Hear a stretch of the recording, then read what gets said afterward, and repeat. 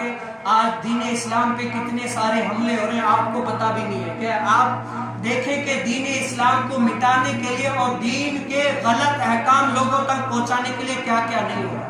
اتنے سارے دین کو خراب کام کرنے کے لیے۔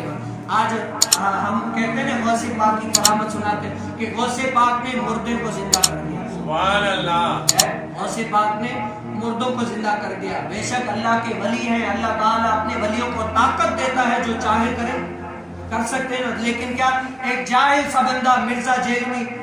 میں کہتا ہوں اس دور کے اندر اس کی تقریر سننا بھی جو ہے نا عام عوام کے لیے جائز نہیں ہے، کہ جو بھی اس کی تقریر سنے گا کیا ہوگا، وہ اللہ تعالیٰ کی بھی گستاخیاں کرے گا،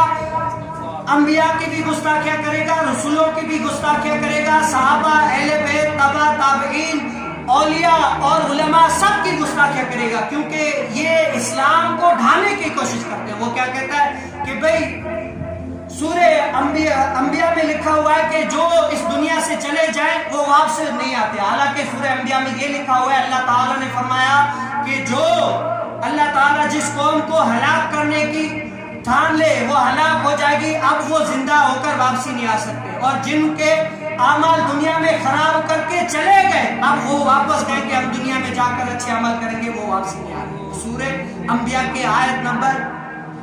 95 اس میں یہ لکھا ہوا ہے، لیکن کیا وہ کہتے ہیں کہ یہ جو ہے نا واپسی نہیں آ سکتے۔ اب دیکھیں کتنا قرآن ہاتھ میں پکڑ کر بھی اتنا جھوٹ ہے، اور وہ ایسا خائن بندہ ہے کہ کبھی بھی قرآن کا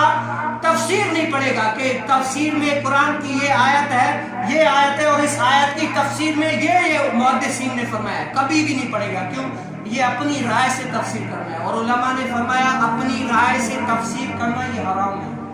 جاہل کے مطلب سن لے، اپنی رائے سے تفسیر قرآن کی کرنا یہ حرام ہے، اور وہ ہر بات قرآن پاک کی جو ہے نا اپنی رائے سے تفسیر کرنا ہے۔ یہ کیا دین اسلام پر اتنی ساریاں لوگوں کو دین سے دور کرنے کے لیے اتنے سارے کر رہے ہیں، اور اللہ تعالیٰ نے قرآن میں فرمایا وَيُضِلُّ بِهِ كَثِيرًا وَيَهْدِي بِهِ كَثِيرًا، اس قرآن کے ذریعے ایسے بہت سارے لوگ ہوں گے جو گمراہ ہو جائیں گے، اور اس قرآن کے ذریعے سے بہت سارے ایسے ہوں گے جو ہدایت یافتہ ہو جائیں گے۔ اب یہی تو ہے ان کا کام، آپ کو پتہ نہیں ہے، لیکن کیا آپ دیکھیں، اگر دیکھیں گے نا کتنی ساری، میرا کبھی دل چاہتا ہے کہ میں ہر جمعے کا بیان اس پر رد پر کروں، لیکن سننے والے بھی تھوڑا جوش دکھائیں، پھر دیکھیں کیسا مزہ